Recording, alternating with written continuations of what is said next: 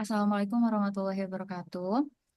Perkenalkan, nama saya Aulia Malika dengan teman-teman saya, Afis Mepi Kaura Cahyo, Naila Priyanka Darasanya, Fania Putri Rishade, dan Nisrina Zalfa Patin. Di sini kami akan melakukan penyuluhan mengenai pentingnya mewaspadai GERD dan menjaga kesehatan lambung untuk memenuhi tugas Health Project Blok Gastrointestinal dan Hepatobiliar dengan dosen pengampu Dr. Anissa Nuraisa Jausal MKM dan Dr. Isti Grahati Emling. Boleh di next. Baik, selanjutnya bisa dilanjutkan oleh teman-teman saya. Baik, yang pertama, saya akan menjelaskan tentang definisi dari GERD terlebih dahulu. Nah, GERD itu atau biasanya orang awam biasanya menyebut dengan penyakit asam lambung merupakan kondisi yang terjadi akibat adanya refluks dari isi lambung atau asam lambungnya itu naik ke kerongkongan, sehingga dia bakalan menimbulkan gejala seperti rasa panas di dada atau heartburn, mual, atau mulutnya terasa asam. Lalu penyebab GERD sendiri itu adalah karena kelemahan atau gangguan pada katup antara kerongkongan dan juga lambung yang namanya itu sphincter esophagus bawah atau LES. Normalnya katup ini itu bakalan nutup kalau misalnya makanan itu masuk ke lambung. Tapi kalau katupnya itu lemah atau terbuka terlalu sering, asam lambungnya itu bisa naik ke kerongkongan.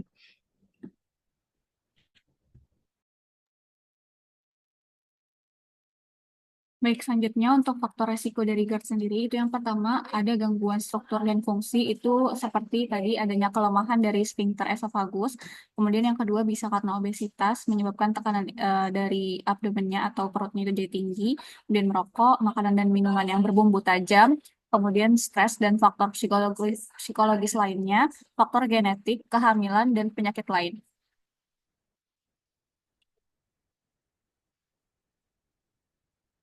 Baik, untuk gejala GERD sendiri, yang pertama ada rasa terbakar di dada atau heartburn. Yang kedua ada perasaan adanya cairan asam di mulut atau regurgitasi. Yang ketiga nyeri pada ulu hati atau epigastrium. Yang keempat sulit menelan atau disfagia dan nyeri saat menelan atau odinofagia. Yang kelima ada mual dan yang terakhir ada gejala di luar dari esofagus seperti batuk kronis, suara serak, gejala asma dan juga erosi gigi.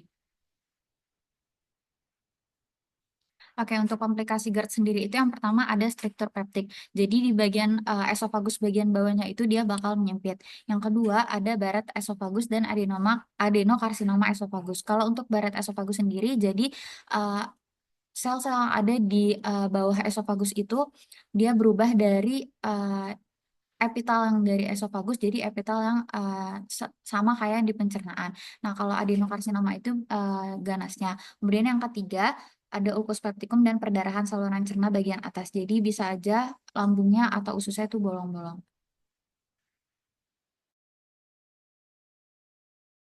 Selanjutnya, cara mencegah dan mengelola GERD. Yang pertama, beri jeda antara makan dan tidur sekitar 2 hingga 3 jam.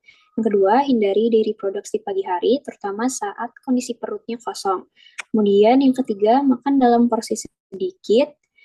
Dan yang keempat, berhenti merokok. Yang kelima, jaga berat badan ideal, karena obesitas memiliki hubungan yang erat dengan GERD. Kemudian yang keenam, hindari beberapa jenis obat seperti aspirin, ibuprofen, dan naproxen. Yang ketujuh, hindari stres berlebih. Yang kedelapan, kenakan pakaian yang longgar karena pakaian yang ketat dapat menekan perut. Oke, selanjutnya, jadi kapan sih kita tuh harus ke dokter? Yang pertama, jika gejala yang muncul itu lebih dari 2 kali dalam seminggu. Yang kedua, jika obat-obatan bebas yang kita beli itu udah nggak efektif untuk meredakan gejala. Yang ketiga, ada penurunan berat badan. Lalu yang keempat, ada muntah darah. Kelima, ada nyeri dada yang parah dan mirip serangan jantung. Dan yang terakhir itu jika memiliki riwayat GERD yang sudah berlangsung lama atau kronis. Ya, jadi kesimpulannya, GERD ini merupakan suatu kondisi medis yang terjadi akibat naiknya asam lambung ke kerongkongan akibat gangguan fungsi katup atau LS. Gejala umumnya tadi antara lain ada rasa panas di dada, mual, dan mulut rasa asam. Penyebabnya tadi mencakup kelemahan sphincter esophagus, serta dipengaruhi oleh berbagai faktor risiko seperti obesitas, merokok, stres, kehamilan, dan makanan tertentu.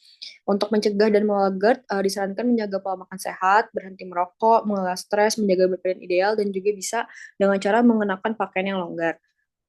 Sangat penting untuk segera berkonsultasi ke dokter jika gejalanya itu berlanjut atau memburuk, karena bisa jadi menjadi komplikasi yang serius jika tidak ditangani lebih lanjut.